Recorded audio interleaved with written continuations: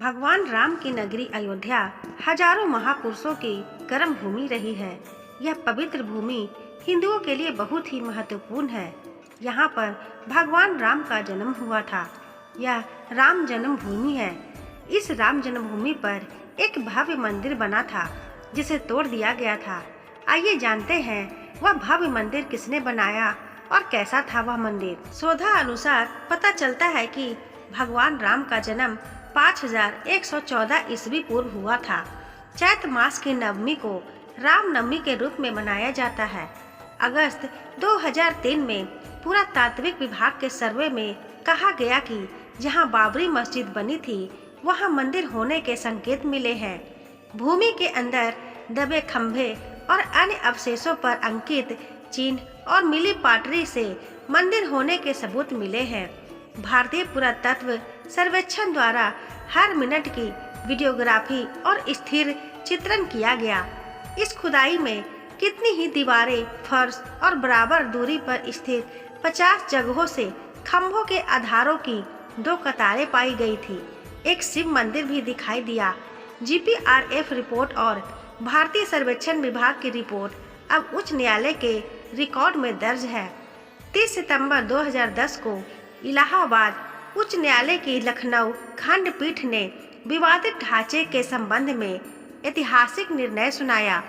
न्यायमूर्ति धर्मवीर शर्मा, न्यायमूर्ति सुधीर अग्रवाल एवं न्यायमूर्ति SU खान ने एक मत से माना कि जहां राम लल्ला विराजमान है वही श्री राम की जन्मभूमि है। अयोध्या पहले कौशल जनपद की राजधानी थी। वाल्मीकि कृत रामायण के बाल कांड में उल्लेख मिलता है कि अयोध्या 12 योजन लंबी और 3 योजन चौड़ी थी। वाल्मीकि रामायण में अयोध्या पुरी का वर्णन विस्तार से किया गया है। रामायण में अयोध्या नगरी के सरयू तट पर बसे होने और उस नगरी के भव्य एवं समृद्ध होने का उल्लेख मिलता है। वहाँ चौड़ी सड़कें और भव्य महल थे, बगीचे और आग के बाग थे और साथ ही चौराहों पर लगने वाले बड़े बड़े स्तंभ थे। हर व्यक्ति का घर राजमहल जैसा था। यह महापुरी 12 योजन चौड़ी थी। इस नगरी में सुंदर लंबी और चौड़ी सड़कें थी। इंद्र की अमरावती की तरह महाराज दशरथ ने उस पुरी को सजाया था। कहते हैं कि भगवान श्री राम के जल समाधि लेने के पश्चात अयोध्या कुछ काल के लिए उजाड़ सी हो गई थी, लेकिन उनकी जन्मभूमि पर बना महल वैसे का वैसा ही था। भगवान श्री राम के पुत्र कुश ने एक बार पुनः राजधानी अयोध्या का पुनर्निर्माण कराया।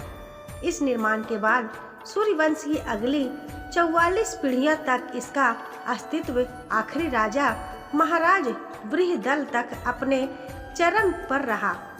कौशल राज बृहदल की मृत्यु महाभारत युद्ध में अभिमन्यु के हाथों हुई थी। महाभारत के युद्ध के बाद अयोध्या उजड़ सी हो गई, मगर श्री राम जन्मभूमि का अस्तित्व फिर भी बना रहा। इसके बाद यह उल्लेख मिलता है कि ईसा के लगभग 100 वर्ष पूर्व उज्जैन के चक्रवर्ती सम्राट विक्रमादित्य एक दिन आखेट करते करते अयोध्या पहुंच गए।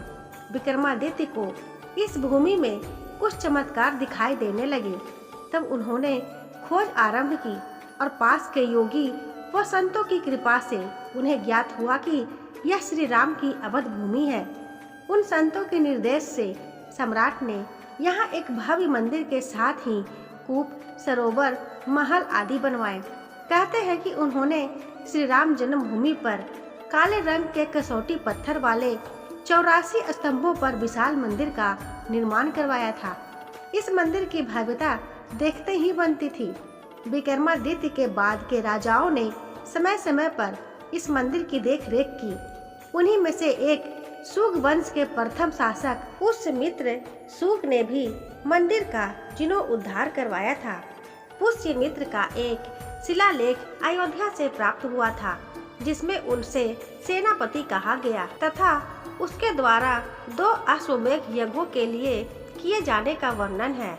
अनेक अभिलेखों से ज्ञात होता है कि गुप्त वशीय चंद्रगुप्त द्वितीय के समय और तत्पश्चात काफी समय तक अयोध्या गुप्त साम्राज्य की राजधानी थी। गुप्तकालीन महाकवि कालिदास ने अयोध्या का रघुवंश में कई बार उल्लेख किया है। इसके बाद कहते हैं कि चीनी भिक्षु फाहियान ने यहाँ देखा कि कई बौद्ध मठों पर रिकॉर्ड रखा गया है। यहाँ पर 7वीं शताब्दी में चीनी यात्री हेन सांग आया था। उसके अनुसार यहाँ 20 बौद्ध मंदिर थे तथा 3000 भिक्षु रहते थे और यहाँ हिंदुओं का एक प्रमुख और भव्य मंदिर भी था, जहाँ रोज हजारों की संख्या में लोग दर्शन करने आते थे, जिसे राम मंदिर कहा जाता था। इसके बाद ईसा की 11वीं शताब्दी में कन्नौज नरेश जयचंद आया तो उसने मंदिर पर सम्राट विक्रमादित्य के प्रशंसित शिलालेख को उखाड़कर अपना नाम लिखवा दिया। पानीपत के युद्ध के बाद जयचंद का भी अंत हो गया। इसके बाद भारतवर्ष पर आक्रांताओं का आक्रमण और भी बढ़ गया। आक्रमणकारियों ने काशी मथुरा के साथ ही अयोध्या में भी लूटपाट की और पुजारियों की हत्या कर मूर्तियां तोड़ने का क्रम जारी रखा। लेकिन 14वीं सदी तक वे अयोध्या में राम मंदिर को तोड़ने में सफल नहीं हो पाए।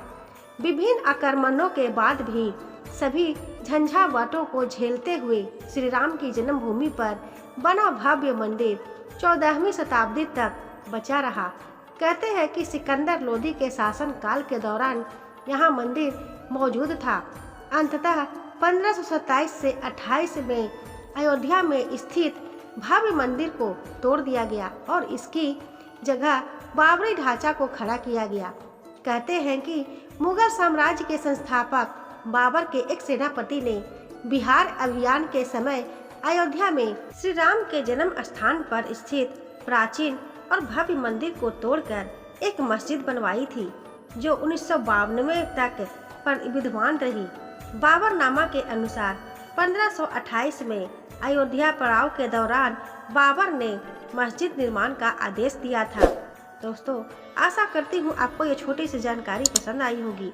वीडियो पसंद आई हो तो वीडियो को लाइक करें, शेयर करें। चैनल पर नए हैं तो चैनल को सब्सक्राइब जरूर कर ले। मिलती हूँ ऐसी एक और नई कहानी के साथ। धन्यवाद।